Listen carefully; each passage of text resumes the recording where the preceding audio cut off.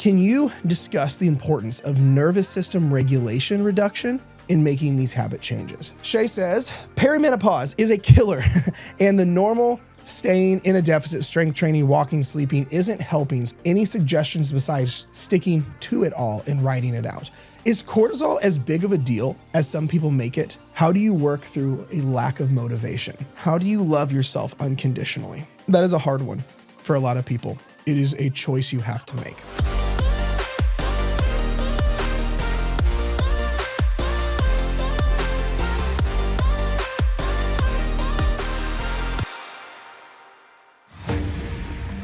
What's going on, guys? Welcome back to a brand new episode of Dieting from the Inside Out. If you're new around here, welcome to the show. My name is Jared Hamilton and I'm your host.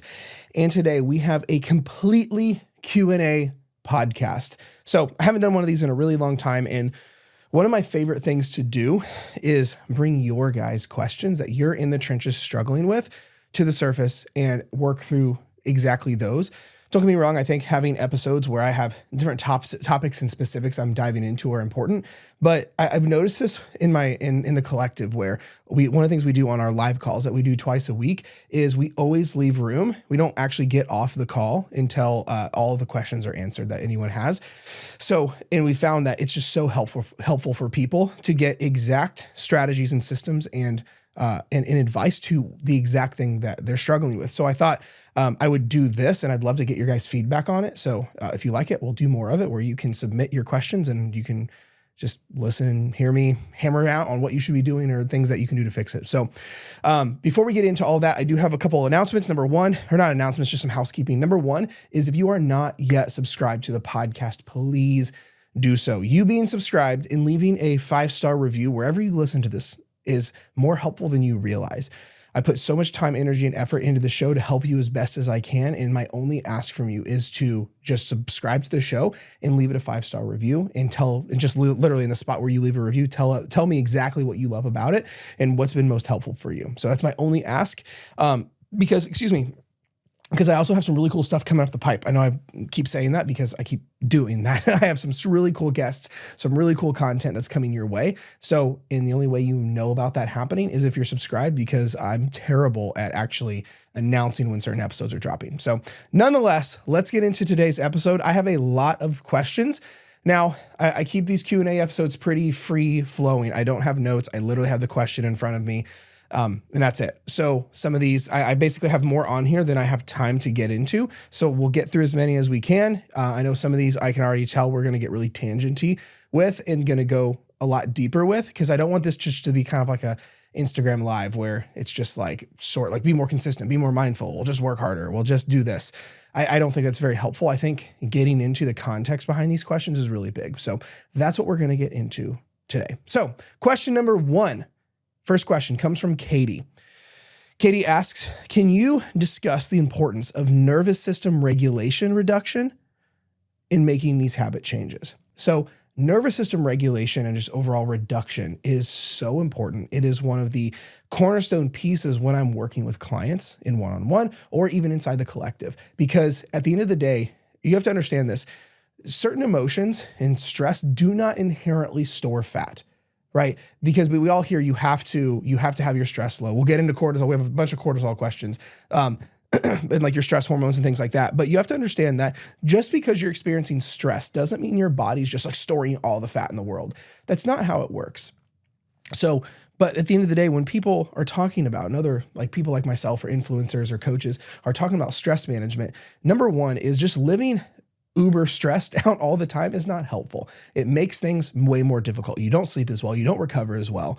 And then when sleep and recovery is off, it makes physical changes even harder. And it just cascades down the chain. But here's the thing that most people don't realize. When you are highly stressed all of the time, you're not making the greatest decisions in the moment. Most people don't regulate their stress or any negative emotion for that matter. And what happens is when you're feeling all the big emotions, whether it be stress, overwhelm, uncertainty, anxiety, depression, sadness, whatever, loss, it doesn't matter. Whatever it is, most people are, when they feel these emotions come up, they are in a hyper-reactive state. You're not thinking about your actions. You are just reacting is what you're doing instead of responding appropriately. It's like if you were to get startled, the reaction is your hands just go up and you're like, like you might yell. It's the same kind of thing with this stuff where so many people that we work with that come into the program, because when they're coming into the program, they don't have any nervous system regulation. So that's why they have overwhelm come up, they go eat. Or they feel, let's say discouraged. Discouragement's really high because the scale spikes. So they say, fuck it, and they spiral. All of the things that you do that negatively impact your goals when you are in these hyper emotional states are usually reactions. Yeah, sometimes do some people just say, I don't give a fuck, and they choose that? Yes, that's a different conversation. But with a lot of these other things, whenever just stress, overwhelm, anxiety, all these things come up, most people just react. They go, fuck it, I'll start over Monday. Or, I don't feel like it because I'm unmotivated or whatever. And they don't follow through. They don't go on the walk. They don't go to the gym. They don't follow the plan. They don't log their calories, whatever the thing may be. So the importance of nervous system regulation should be of the most importance because you are an emotional creature living in a very physical body in a wildly stressful and chaotic world. And then most people's actions are based on what they're feeling and their emotions. And then most people don't realize that your subconscious mind, which is where your 85, 90% of your actions come from, is also labeled your emotional mind. It's why your actions unconsciously follow suit with the emotions that you're feeling. This is why having high levels of emotional acuity and self-awareness are some of the greatest gifts and skill sets that you can give yourself. Now, no one comes out of the womb magically blessed with equanimity or emotional regulation. To be honest with you, if you're listening to this show, I'm guessing you have probably a massive history of not being emotionally regulated, or growing up, your parents were not emotionally regulated, or you may only have examples of what dysregulation looks like, where you are completely overtaken by your emotions and you don't know how to handle them. Like one moment you're fine, then something triggers you or upsets you or something happens, and then you instantly spiral. Because here's the truth. We are all one text message away from being in emotional distress. Literally, we could be having the best day ever, and you could get the phone call or the text message of, I'm in the hospital, from your daughter or your spouse.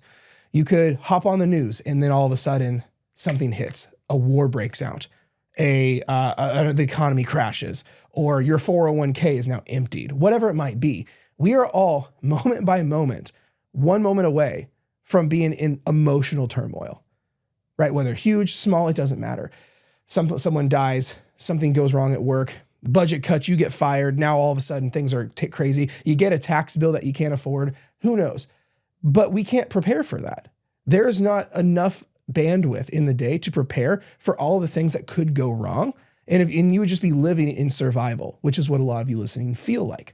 So this is why nervous system regulation is so important. And if your program or your coach, or whatever fucking diet you're following, does not have tools and systems to teach you levels of emotional regulation, you are following the wrong plan.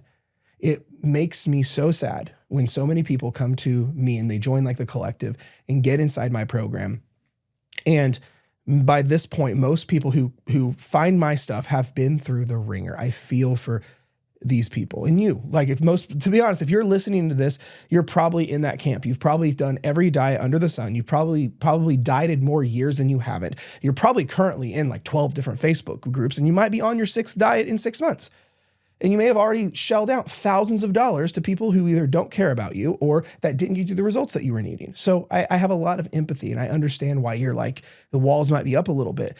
So that's why I'm saying is when people come into my ecosystem, this is one of the first things that we work with. And I'm telling you that not to sell you on it, but to show you the importance of it. Because I know you are an emotional creature. It's not a bad thing. It's great. It's one of the things that makes us humans, right? So for me, it's one of the most important things, because if I can't teach you how to handle your feelings, you have no business let's do calorie stuff. Let's do a whole bunch of this or that or whatever. Because at the end of the day, if you do not know how to, from a principle standpoint, regulate what you feel, everything else is going to go out the window. Because you can only willpower so much. You can only grit through things so much.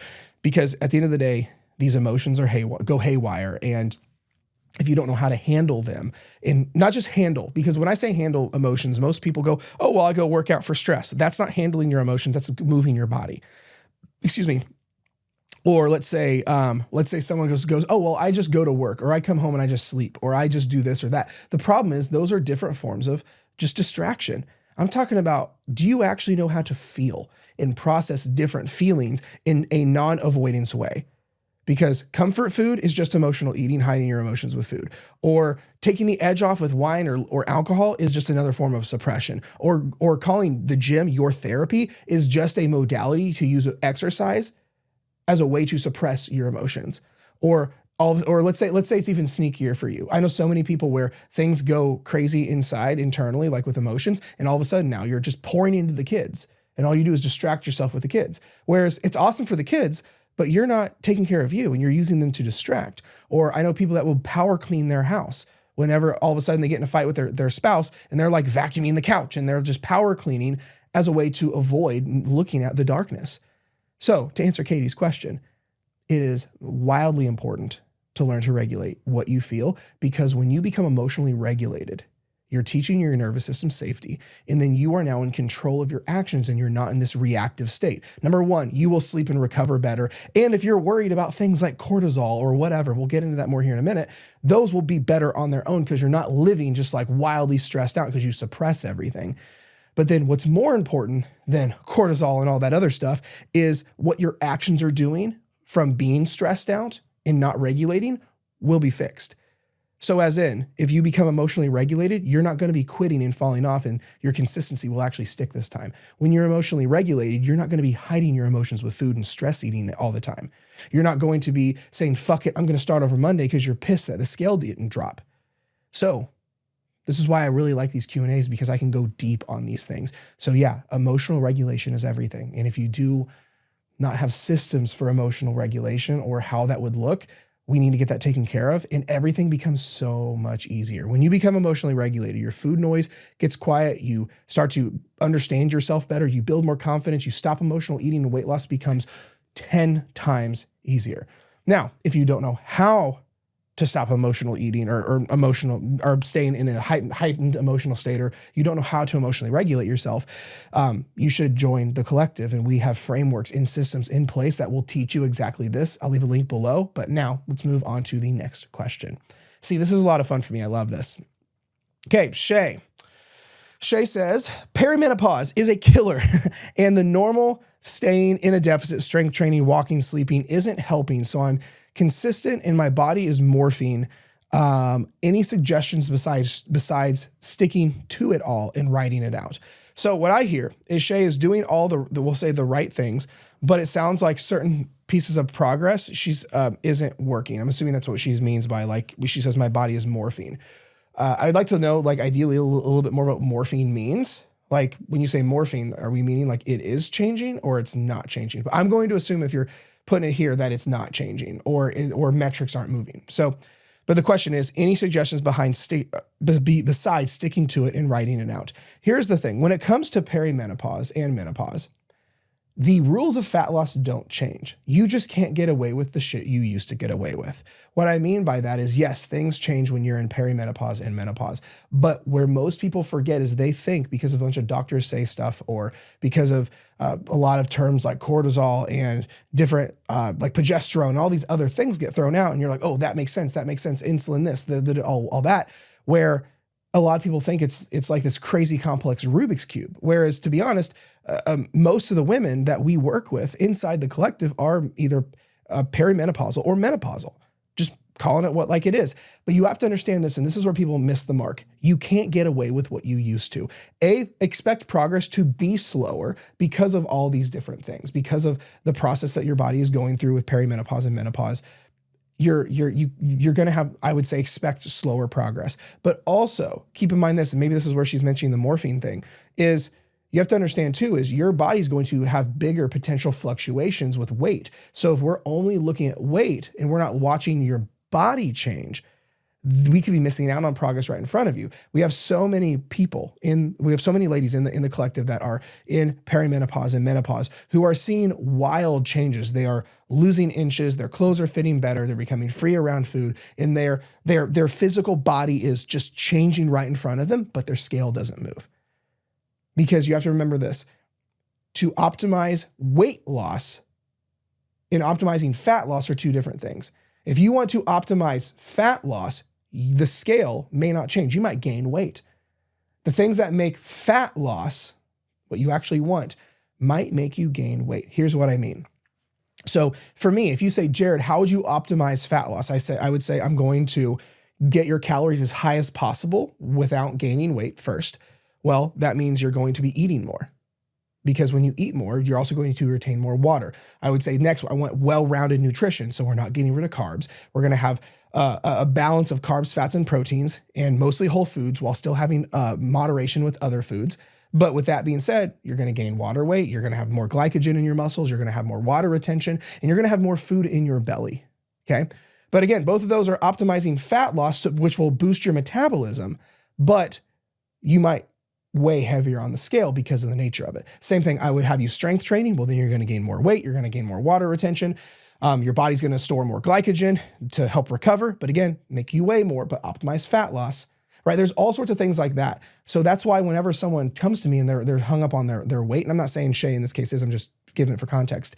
When someone's really hung up on their weight, even if in regard to fat, I go, well, which is the priority? Do you want to lose weight or fat? Because yeah, theoretically in the back of our head, they should go down at the same time, but that's not how it works at all. I've had people in the program go from looking 9 months pregnant to flat stomach who weighs the same because of the nature of all the other intricacies of the body. So with that being said, when it comes to especially perimenopause and menopause, you may see and notice that your body will be changing, but the scale may not be moving, or it might be even up weight. Well, literally, when someone comes to us and they are in menopause or perimenopause, we basically scale back. For example, when let's say I take the ladies that are in the collective that are in perimenopause and menopause, and what happens is they come in struggling with everything. We're literally going to have them find their upper limit of their calories. We're going to have them work out less. We're going to have them strength train while as their workouts. We're going to have them enjoy moderation around their favorite foods. We're also going to teach them emotional regulation because of stress hormones and emotional eating and all of those kind of things, because going through perimenopause and menopause, emotions can go haywire. And then cravings can be all over the place. So then we're going to make sure they have a great relationship with food, so that way they don't spiral. And then we're also going to have them go in and out of fat loss more. Instead of camping out in a deficit, we might have them do shorter bouts of fat loss while we have some maintenance breaks in there, more than the average person because of the recovery. So at the end of the day, you have to understand that just because you're going through perimenopause or menopause, it doesn't mean that the rules of fat loss change for you. You still have to follow the same normal rules, but change your expectations, where because of the nature of stuff, it may take longer. But just understand this, you can't get away with as many things. You're much more sensitive to stress. You're much more sensitive to recovery. You're much more sensitive to all these different things. So whereas before, because one thing I've noticed, again, I'm not trying to sound any sort of way, but most people that I talk with, and the ladies that struggle with perimenopause and menopause and their fat loss goals, always refer back to how things used to be. Well, I used to be able to do it this way. Well, I did this. I worked out every day, or I would eat 1,200 calories, or I'm doing what I used to do, but it doesn't work anymore. It's because your body is changing in ways going into perimenopause and menopause. So you just can't get away with as much. Before, you could camp out into a deficit, a really big deficit for months and months and months and months on end. Now your body doesn't tolerate it as well, and your metabolism slows down, or you might be losing muscle tissue faster, which affects your metabolism. Just one example. Or let's say you used to starve yourself. You're like, man, I just eat 1,000 calories a day and I'd lose all this weight, but now I can't. Right, because your hormone profile is different. So now your metabolism is lower, or you're losing muscle tissue, which affects the amount of calories that you burn. So again, I'm not trying to get too in the weeds with this, but just to put it simply, when going through perimenopause and menopause, you just can't get away with as many things as you want. But by no means is it a fat loss death sentence. But we also have to make things sure, we have to make sure things are in context. We can't be only looking at the scale, because there are so many things that affect it for the average woman, let alone a perimenopausal or menopausal woman, if that makes sense. So to answer Shay's question, yes, keep sticking to those things, but make sure we're looking at the data in context. But then also, we just want to make sure we're not going back to old patterns and habits, where if we went back to old restricting or old like camping out in deficits too long, or getting, let's say, a little impatient, and we're like, well, we need to add a bunch more cardio, because a lot of that stuff is what the body doesn't tolerate as well in perimenopause and menopause. So again, in Shay's case, I would like to ask a few more questions regarding that, but for the purposes of this, that's my thoughts. So, okay. Next question, kind of along the same lines and getting into more hormone stuff. Chris says, is cortisol as big of a deal as some people make it? Like, is it really an all or nothing like it's made out? Short answer, no. Now, this is not very popular. I will probably, whenever, if this is a clip that gets shared on Instagram or hopping on YouTube or whatever, I will probably get a lot of hell for this. But you have to understand, cortisol is very trendy right now. Cortisol stuff, like even right now, it's like, oh, you got cortisol face. Buy my detox to get rid of your cortisol face or your cortisol belly. Stop. Those are buzzwords of people trying to take advantage of you in general. Just keep that in mind. Now, you have to understand your body has cortisol for a reason. Like you have positive benefits that your body reaps because of cortisol. It's like, it's funny, if like being in the industry, like things will go around and be the new villain. For example, like right now, cortisol goes around like it is the fat storing demon where if your cortisol is elevated, you are fucked and you will never get to where you want to be. Whereas like, let's say 6 months ago, that was insulin. Insulin. Oh my gosh, if your insulin is elevated, you cannot burn fat. No, that's not true at all. If you had zero insulin, you'd die. It's called type 1 diabetes. So right now, cortisol is just the enemy in marketing across the board. Now, here's the thing. Is there a level of, do we want cortisol levels elevated all day? Of course not. But here's what you have to understand. There are some of you listening. This is why, well, to go back, it goes back to the very first question. It's why it's more important than ever to be emotionally regulated. So you can manage your stress levels and your cortisol levels as a byproduct and these kind of things. But you have to understand cortisol is not just the enemy, the evil thing that you're like, oh, I have to have this thing at 0 all the time or I can't store fat. Because a lot of you listening, there's no way you're ever going to be that way. Think of it, how if that was the case, people that let's say doctors would be fucked, police officers in emergency response would be fucked because they live in a very stressful state. Any parent I know would be fucked with their goals because you have children, so you're stressed out. Every business owner would be completely screwed because as a business owner myself, it gets stressful at times. Every tax person and accountant, like the whole thing. You can't escape stress being a big thing. But right now, cortisol is tied to like, oh, it's your stress hormone. If it is up, fat loss is down. It's not like that. If you are in a calorie deficit, if you are physically consistent, taking in less calories than what your body burns, you will lose body fat. Plain and simple, even if you have high cortisol levels.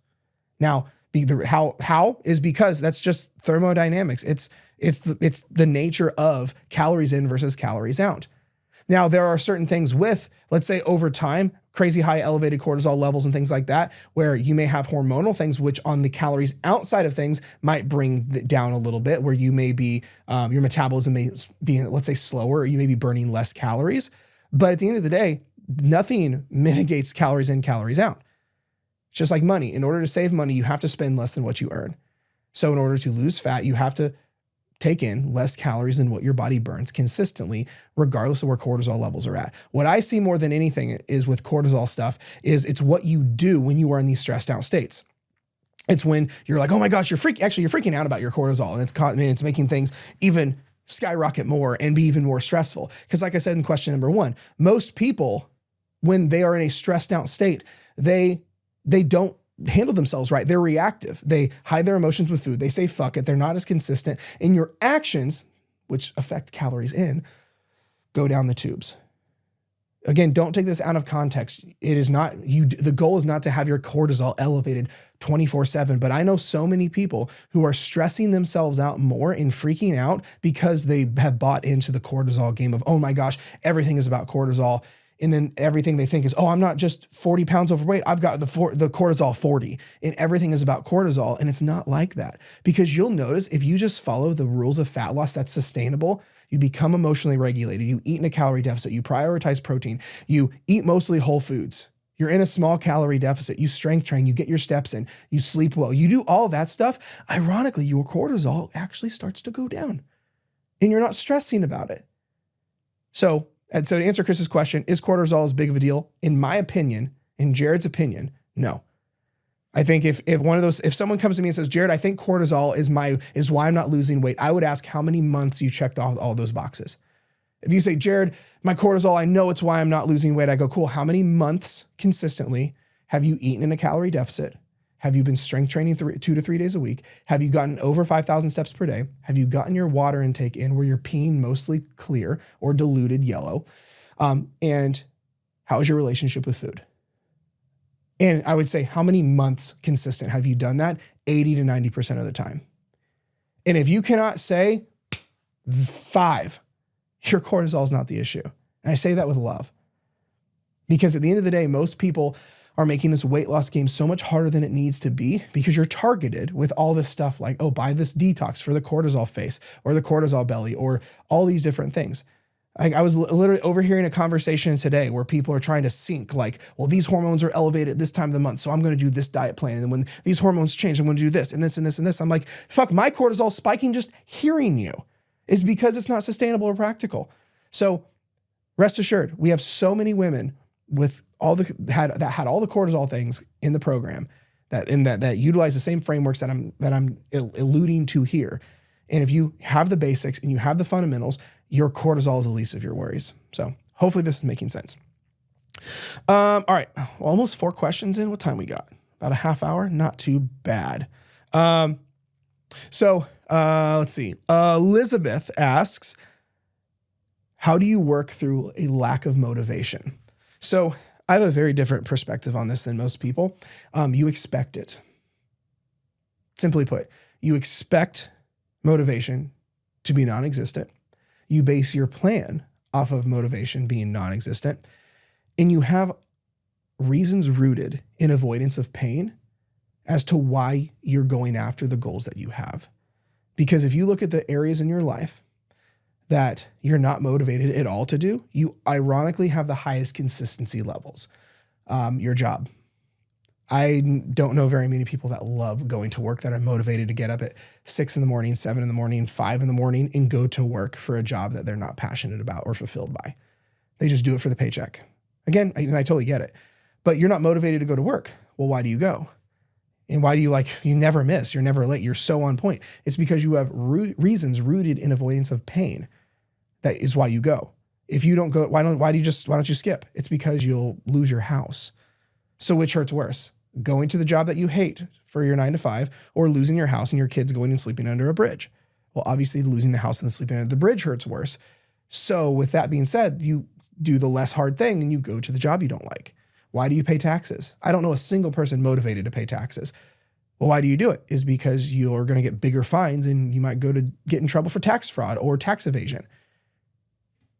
It's because you have a reason rooted in avoidance of pain. Too often people forget that there's at all times this like little dichotomy in our head of which hurts less. And we do the thing that hurts less. That's it.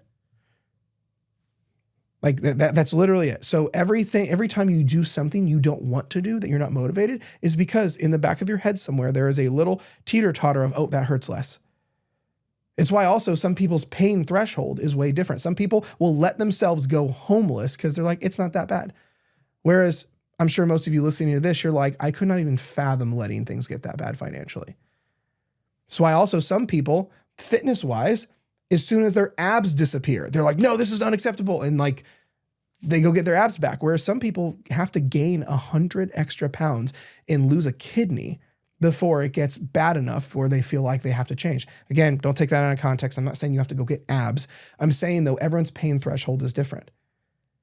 Like I've had people that have literally been on calls with me applying for coaching and I could just feel something was off. I could just feel like I don't think they're in enough pain. Their 15 pounds it doesn't hurt enough. It doesn't suck enough. Their life isn't impacted enough to want to invest in themselves and have accountability and a plan and help and things like that.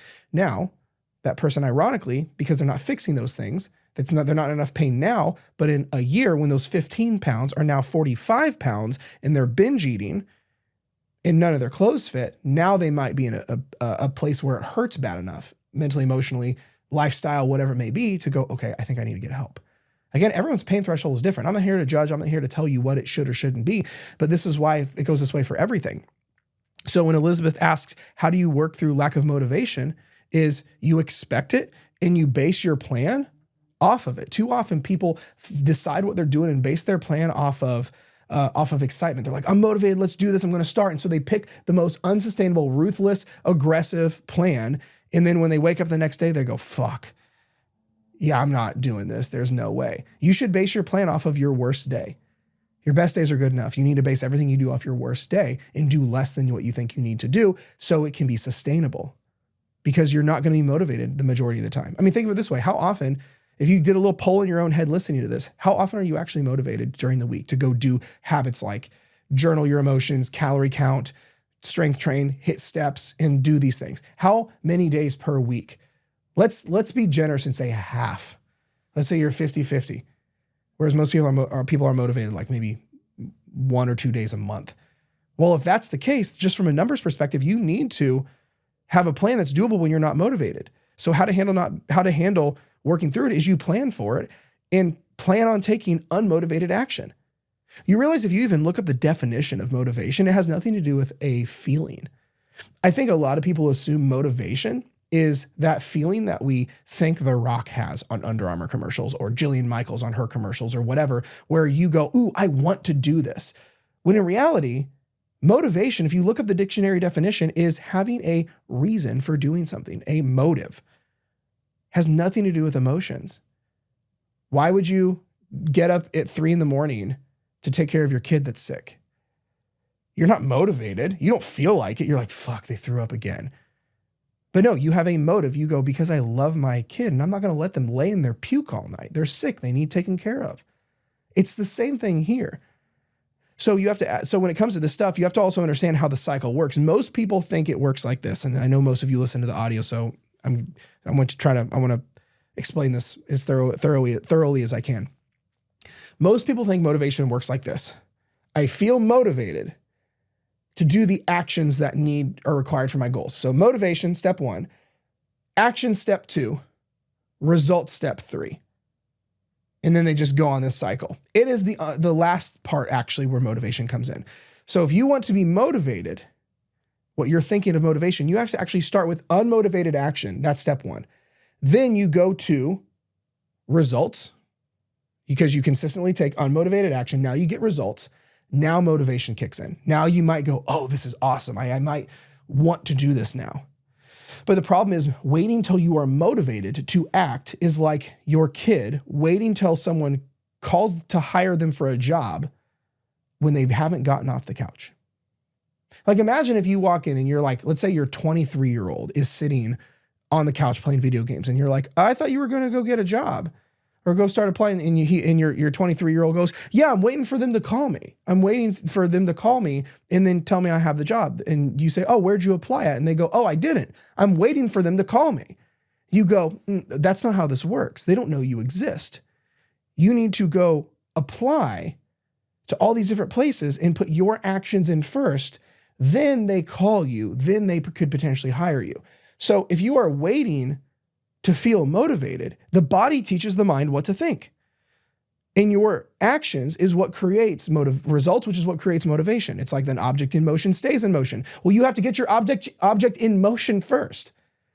Imagine that an object in motion stays in motion, but you're like, okay, so I'll just wait till I'm staying in motion to do anything.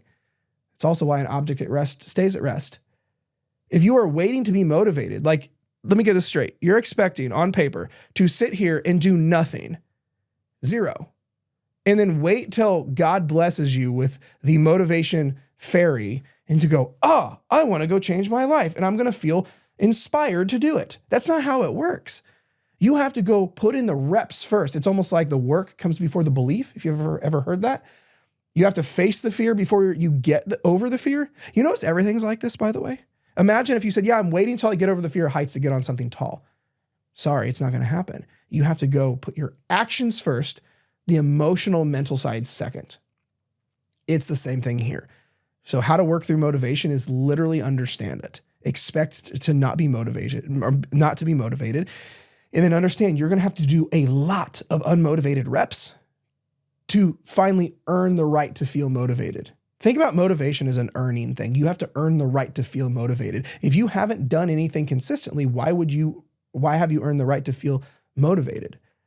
If you go, man, I just feel like I should not be scared of heights, but you've never gotten on something tall. Exactly. You haven't earned the right to be not scared of heights.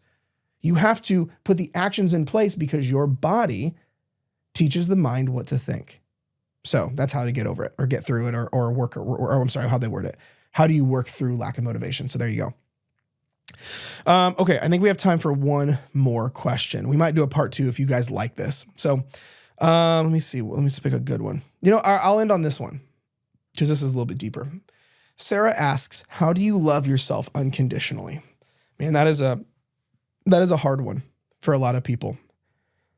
To answer that for me, it is a choice you have to make. Here's why I say that. How would you answer that if a parent came to you and said, how do you love your child unconditionally? Because I don't love mine unconditionally. What would you tell them? I think too often we think love is just that emotion, that like airy fairy, like this beautiful, like bubbly feeling inside of us. But love is an action. You choose to love someone. So here's the thing with self-love though, for me, this is just Jared opinion. When it comes to learning how to love yourself unconditionally, for me, it is a action thing. Kind of like the last question. I said the body teaches the mind what to think. So if I'm not doing anything why would my body just somehow feel motivated? It's the same thing here. If you've treated yourself poorly historically, why would you feel love for yourself? Because you have to understand your relationship with you is no different than your relationship with another person. If another person treated you poorly for decades on end, was a bully to you, talked so much shit to you, berated you, and nothing was ever good enough, and made all these conditions, how would you feel about them? Well, probably fucking poorly. Exactly. So how would you start to love that person? You would have to see them change their actions to you. So if the difference is it gets kind of complicated, or gets a little bit weird when it's you to you, not you to Jeff or whoever the person is.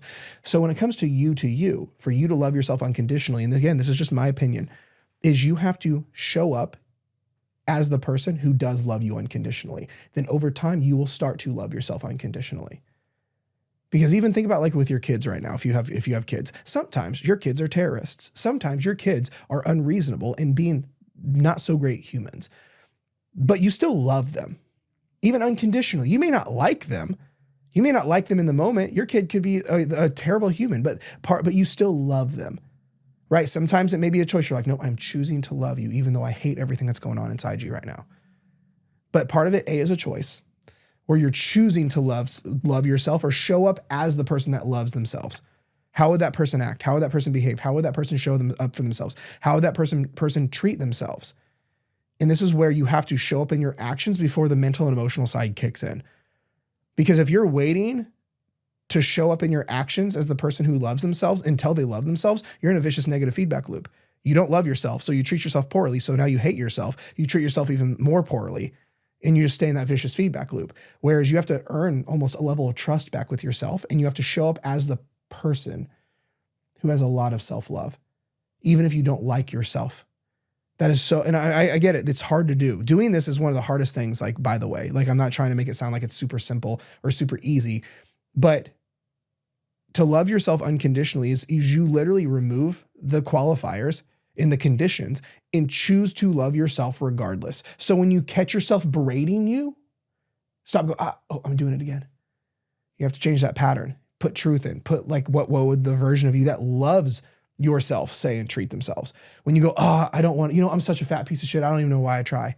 Well, that's old self talking. What would the version of you that has tons of self-love unconditionally say and do to you? If you sat for a second and go, okay, I want to visualize, what's this person look like, feel like, talk like?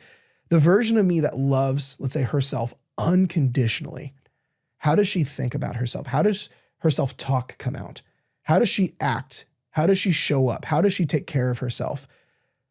And chances are, if you do that little audit right now, it's probably black and white, night and day different than how you treat yourself right now.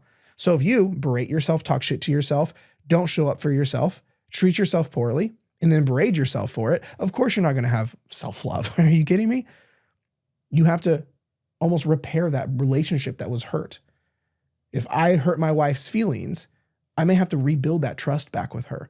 I may have to rebuild back what the damage that was done in my new actions. It's the same thing here. So for me, how to learn to love yourself unconditionally is realize it's an action. And there's days you have to go, I'm choosing to love myself unconditionally and do the thing that someone who loves himself would do. Take care of themselves, treat themselves better, have better self-talk. Because here's the thing, all of those are a choice. Because patterns come up where you like walk by the mirror and you're like, I fucking hate myself. Wait, hang on. I did it again. And catch yourself. Too often these patterns come up of like self-deprecation or treating ourselves poorly, and then we choose to stay in them. We have to take radical accountability and our responsibility for this here. Falling off, having something happen is one thing, but choosing to stay off and continue that bad behavior is different. If all of a sudden I raised my voice at my wife on a Friday, and then I go, well, I'm just going to keep treating her like shit till Monday. Like, that is unacceptable, right? That is me just using that as a way to qualify continuing to treat her poorly. But that's what a lot of people do with themselves. Oh, I already fell off. I'll wait till Monday. Or, I'm a fat piece of shit. And you just continue to like ruminate on that. Or you continue to talk shit about yourself and don't correct it. In the same way you would correct your child, we don't talk like that here. We don't say that. Apologize to your sister. You need to do that to your own internal dialogue, which is way harder. So that is kind of my cliff notes on my take on how to learn to love yourself unconditionally. So, wow, we're at 41 minutes and I want to save the rest of these questions till the next time. This was really fun. I enjoyed it. So for those of you that all submitted, thank you. It means a ton to me. Otherwise, thank you for tuning into the episode. Before you leave, definitely check out the description area for some really cool stuff that I have for you. If you struggle with a lot of this inner game related stuff, the emotional regulation stuff, go grab a copy of my food noise solution guide. It is in the description. Or if you're like done playing with trying free stuff and you're like, no, I think I want actual help inside a program, you should absolutely set up a call with me and we can see what will help you the best and see if my program could be a good fit, where we basically take all this out of your hands and lay it all out for you and support you every step of the way. Otherwise, I love you. I appreciate you. I'll talk to you soon.